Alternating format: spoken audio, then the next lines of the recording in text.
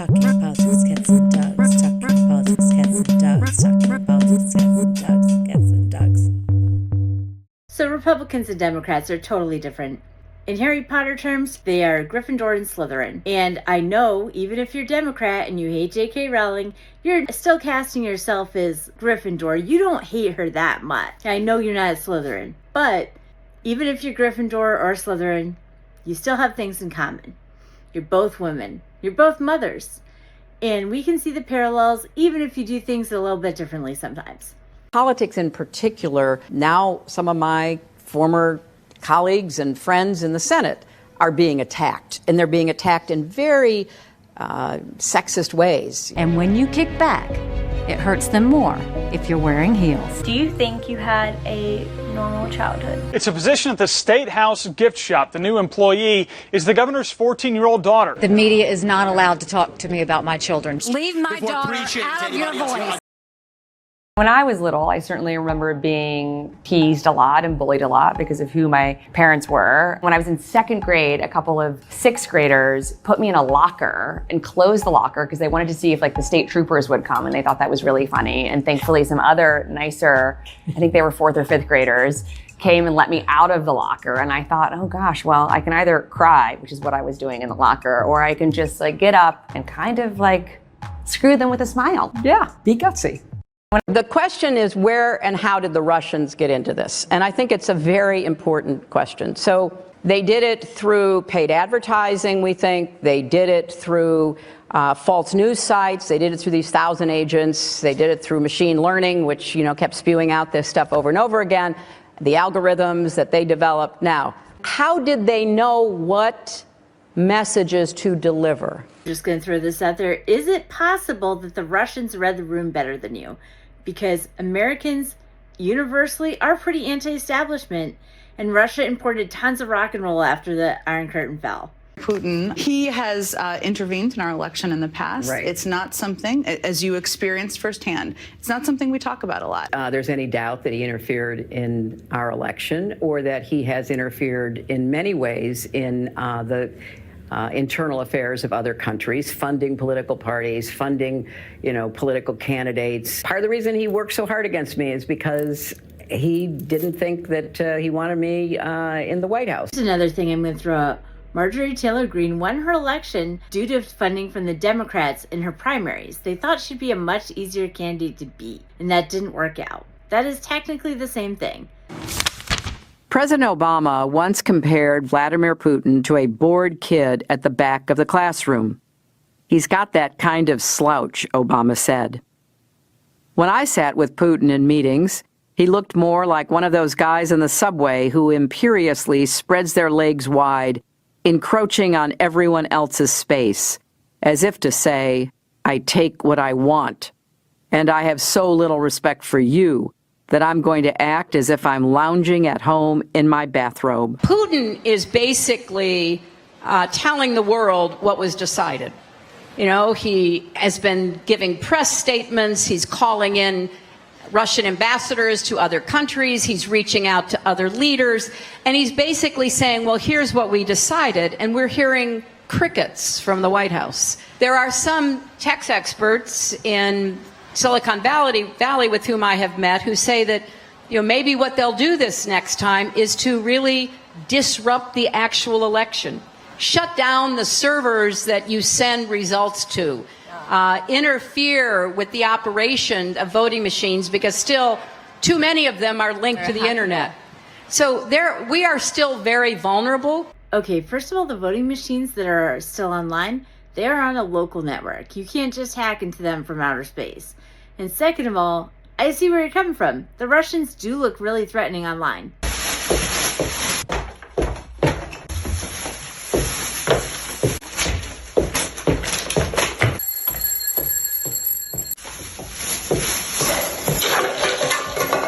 Yeah. Ну да, братан, я же геймер-герл. У меня все есть. In America, we call that brave and stunning. However, you know what's even more brave? Running for president of Russia against Vladimir Putin. Меня зовут Екатерина Дунцова, я выдвигаю свою кандидатуру на выборы президента России в 2024 году. В феврале 2022 года действующий президент объявил о начале проведения специальной военной операции, и теперь каждый день гибнут люди. А я уверена, что они хотели жить. Все мы хотим жить. I 100% agree with the Russian lady who's probably going to a gulag. We all want to be alive.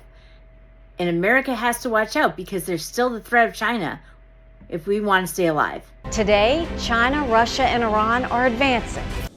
China, of course, does not like taking tough questions.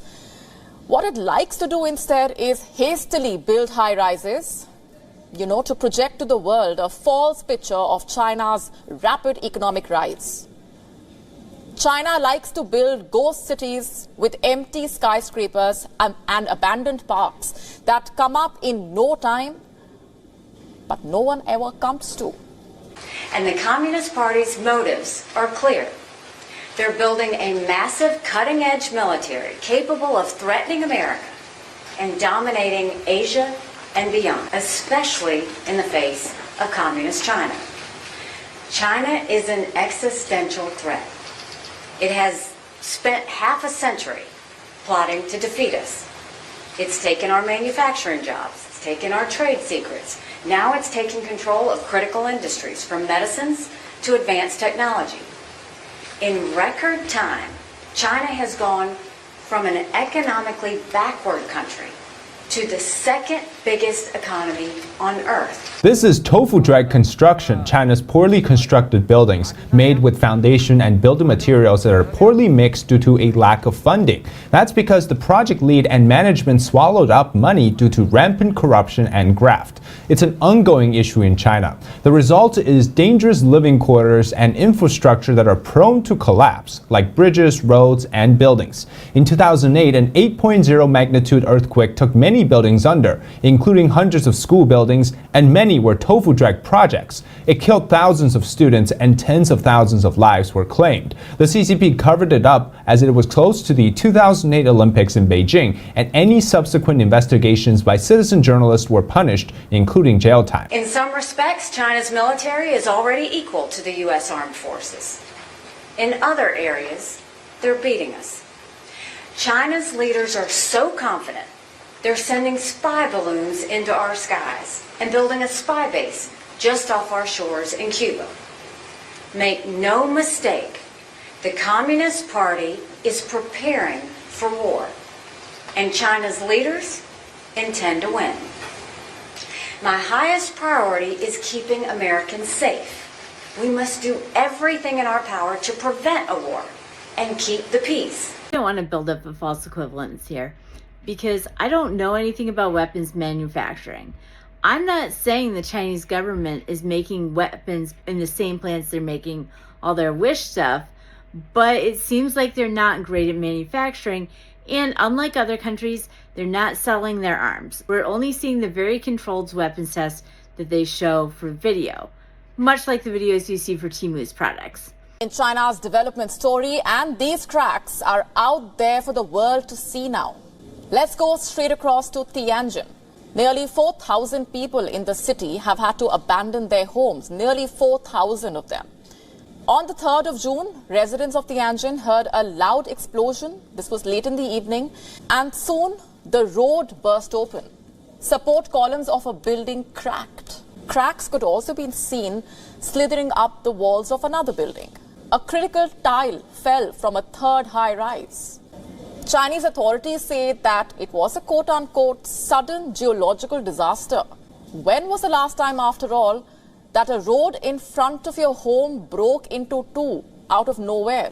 No earthquake, no extreme heat, and yet the earth is splitting open, quite literally. And of all the places on earth, it's happening in China, and it's happening over and over again. As we watch our old enemy fall apart, what are we going to do? How are we going to respond? Are we going to respond with love because we're a Christian nation? How are we going to respond to this? Well, with strength to start with. I mean, I think it's not just that. You look at Russia invading Ukraine, you look at, China on the march, you look at Iran building a bomb, you look at North Korea testing ballistic missiles. None of this would have happened had we not had that debacle in Afghanistan. I mean, the idea that we left Bagram Air Force Base in the middle of the night without telling our allies who stood shoulder to shoulder with us for decades because we asked them to be there. Think about what that told our friends, but more importantly, think about what that told our enemies. So now they smell blood in the water, and we're seeing they sense weakness, and they're trying to move through. What we need to do is show strength. We need to let them know what we expect of them and what we're going to do about it. In the month of May, the residents of a high-rise in Shenzhen's Longgang district heard what they thought was an explosion because that is how loud that noise was. And soon, over 1,000 people rushed out of the building. Phone calls were made to emergency agencies. As it turns out, the noise resulted from the cracking of a load-bearing column. Basically, a column in the building had cracked, highlighting yet again the crack in China's development story. Communist China is the greatest threat to American security and prosperity by far. It has stated its goal of diminishing American influence in the world and replacing it with its own. To meet this threat, there must be a series of fundamental shifts in our policy. This is a story about corruption. And the villain of this story is the Chinese government that may have knowingly put millions of lives at risk. The concerned Chinese department was supposed to check the land for subsidence risk before authorizing the construction of the high-rises on it. But the question is, was the due diligence carried out? Chinese communism must be condemned, never congratulated. As president, my top priority will be strengthening America's economy and America's military. We will protect America's prosperity and homeland from Chinese aggression.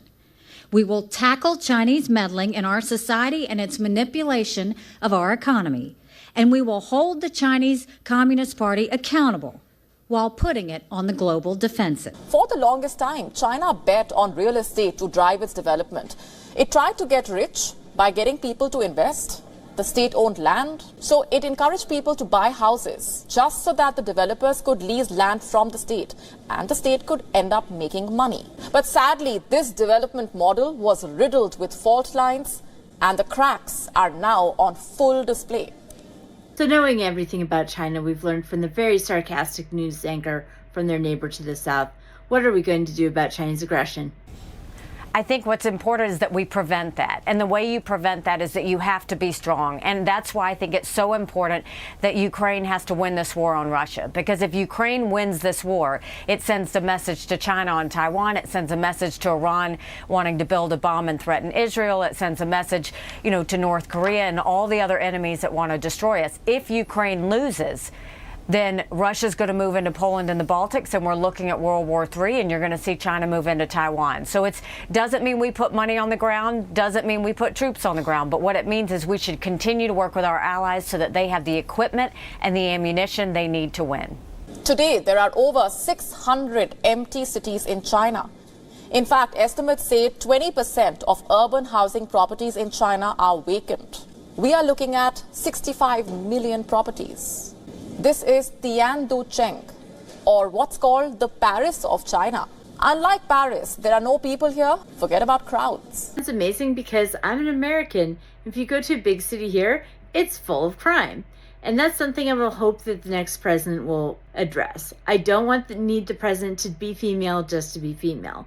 And I certainly don't need a president that wants to take on a whole country, especially countries that are struggling themselves. I don't have a problem with Boss Babe selling Mary Kay or any of the makeup companies, but I do have a problem with people needing to Boss Babe their way to president to pick a fight with another country. The minority that I want to see in the White House is a competent president, because you don't see that every day.